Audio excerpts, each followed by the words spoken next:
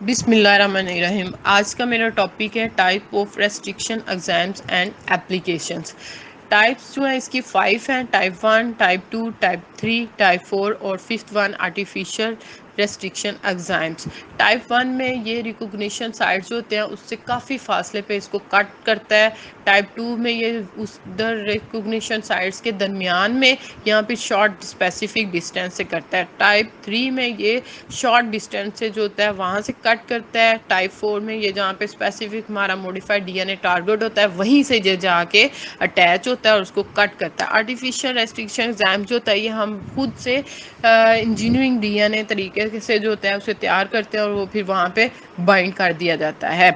Applications जो हैं इसकी उसमें डीएनए कि इसमें जो हम यूज़ करते हैं उसमें ट्रेडिशनल क्लोनिंग है, DNA mapping, understand epigenetic modification, protein production, उसके अलावा डीएनए रिपेयर। ट्रेडिशनल क्लोनिंग में जो होता है हम मल्टीपल कापीज़ तैयार कर सकते हैं वो जीन जो हमें चाहिए होती है उसकी लार्ज नंबर में। सबसे पहले हम डीएनए लेते हैं, प्लाज्मिड लेते हैं, उसको इस एग्ज़ाम्स के ज़रिए कट डाउन करते हैं, वहाँ पे हम अपनी मतलूबा डीएनए का फ्रेगमेंट अटैच कर देते हैं। उसके बाद डीएनए लाइगेज होता है उसको बाइंड कर देता है, उससे हमें मल्टीपल कापीज़ जो होती हैं हमारे रिकम्बिनेंट डीएनए की बन जाती हैं। इसको ट्रेडिशनल क्लोनिंग कहते हैं और इसमें सबसे ज़्यादा जो है वो पीसीआर इस्तेमाल किया जाता है। Next one, understanding epigenetic modifications. Heritable जो डीएनए में चेंजिंग आते हैं उसको अंडरस्टैंड करने के लिए जो हम इसको इस्तेमाल करते हैं ये उसे यानी कि हमें ये पता चलना चाहिए कि फादर्स के अंदर क्या चेंजिंग थी, उसके बेटे के अंदर कौन सी चेंजिंग आई हैं। इन सब को अंडरस्टैंड करने के लिए भी हम इस एग्ज़ाम्स का इस्तेमाल करते हैं। जहाँ पे मिथाइलेटेड साइट प्रेजेंट होती है वहाँ पे ये इसको कट नहीं करता, जहाँ पे नहीं प्रेजेंट होती वहाँ पे इसको ये दो फ्रैगमेंट में कट कर देता है। फॉर एग्ज़ाम्पल हमारे पास ये एग्ज़ाम्स है, एक हमारी साइड मिथाइलेटेड है और एक हमारी साइड जो है नॉन मिथाइलेटेड है। ये नॉन मिथाइलेटेड के साथ अटैच हो जाएगा, वहाँ पे इसको ब्रेक डाउन कर देगा और इसको दो फ्रैगमेंट में चेंज कर देगा। जहाँ पे मिथाइलेटेड है वहाँ पे ये अटैच नहीं होता। उसके बाद प्रोटीन प्रोडक्शंस। फॉर एग्जांपल हमने ह्यूमन पैंक्रियाटिक सेल्स में से डीएनए लिया, उस डीएनए को हमने प्लाज्मिड में अटैच किया। पहले हमने प्लाज्मिड को कट करवाया रेस्ट्रिक्शन एंजाइम से और वहाँ से पे हमने अपना ह्यूमन पैंक्रियास सेल का डीएनए अटैच कर दिया। उस रिकम्बिनेंट डीएनए को हमने बैक्टीरिया के अंदर एंटर किया और उसको हमने फर्मेंटेशन टैंक के अंदर डाल दिया। वो रिप्रोड्यूस करेंगे और वहाँ पे ह्यूमन इंसुलिन प्रोड्यूस हो जाती है। जब ह्यूमन इंसुलिन प्रोड्यूस हो जाएगी फिर उसे हम एक्सट्रैक्शन और प्यूरिफिकेशन के मेथड के ज़रिए से उसको सेपरेट कर देते हैं। इस तरह हम मुख्तलिफ टाइप्स की ह्यूमन प्रोटीन, दूसरी प्रोटीन जो होती है उसकी प्रोडक्शन कर सकते हैं।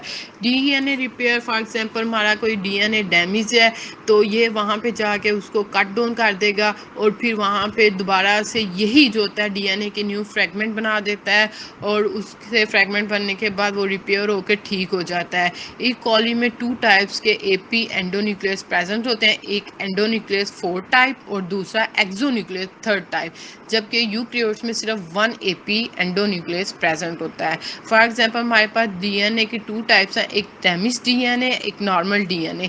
ये डैमेज डीएनए जहाँ पे होगा वहाँ पे अटैच हो जाता है, वहाँ पे उसको कट डाउन करता है, फिर खुद से वहाँ पे फ्रेगमेंट बना देता है और फिर डीएनए लाइगेज एग्जाम्स आता है वो उसके साथ अटैच हो जाता है और वहाँ पे उनको स्टिकी एंड को कंबाइन कर देता है, जिससे वो डैमेज डीएनए जो होता है वो नॉर्मल डीएनए में कन्वर्ट हो जाता है। उसके अलावा डायग्नोसिस की फील्ड में बहुत इस्तेमाल होता है। फॉर एग्जांपल किसी को कोई बीमारी है उसको पता करने के लिए ये इस्तेमाल होता है, मलेरिया एड्स को डायग्नोज करने के लिए इस्तेमाल होता है। उसके अलावा ये जो होता है ये एंटीबायोटिक प्रोड्यूस करने के लिए इस्तेमाल किया जाता है ताकि किसी एड्स या मलेरिया की एंटीबॉडीज़ जो होती हैं वो रिकम्बिनेंट डीएनए की टेक्नोलॉजी के थ्रू हम प्रोड्यूस कर सकते हैं। फोरेंसिक सीन, फॉर एग्जांपल किसी ने कोई क्रिमिनल है उसको आइडेंटिफाई करने के लिए इस्तेमाल होता है। इसकी 2 टेक्निक्स हैं, एक डीएनए फिंगरप्रिंटिंग्स है और दूसरी ऑटो एंटीबॉडी फिंगरप्रिंटिंग्स है। फॉर एग्जांपल हमारे पास हमने क्राइम सीन से एक एविडेंस मिला है, अब हमारे पास 2 सस्पेक्ट हैं, A1 और एक दूसरा B है। पहले सबसे पहले हमने पीसीआर परफॉर्म करना है, जिससे वो डीएनए जो होते हैं उसके बैंड बन जाएंगे। उसके अलावा फिर हम दोनों का जो होता है दोनों सस्पेक्ट का डीएनए लेंगे। उसके बैंड जो होते हैं वो हम जेल इलेक्ट्रोफोरेसिस मेथड इस्तेमाल करते हैं, उसके ज़रिए उसके मुख्तलिफ बैंड बनेंगे।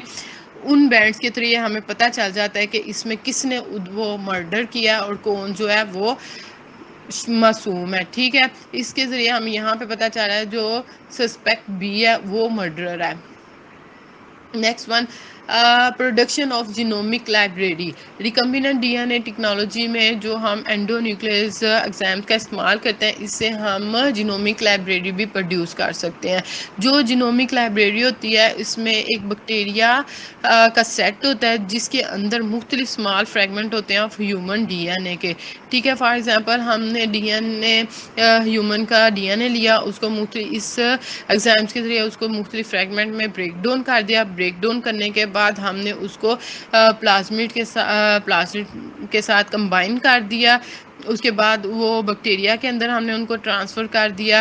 बैक्टीरिया के बाद उसकी मल्टीपल कापीज़ बन जाती हैं जिसको हम जीनोमिक लाइब्रेरी भी कहते हैं। ये फिगर जो होती है वो शो कर रही है कि फॉर एग्जांपल हमने किसी जो है सोर्स का डीएनए लिया है और प्लाज्मिड लिए हैं। प्लाज्मिड को हमने एंडोन्यूक्लियस एंजाइम के थ्रू कट डाउन किया। कट डाउन करने के बाद हमने उसके अंदर अपना डीएनए का फ्रेगमेंट अटैच कर दिया। उसके बाद हमने उसको बैक्टीरिया कल्चर में ट्रांसफ़र कर दिया जिससे हमारी जीनोमिक लाइब्रेरी प्रोड्यूस हो जाती है। Thanks for watching our video.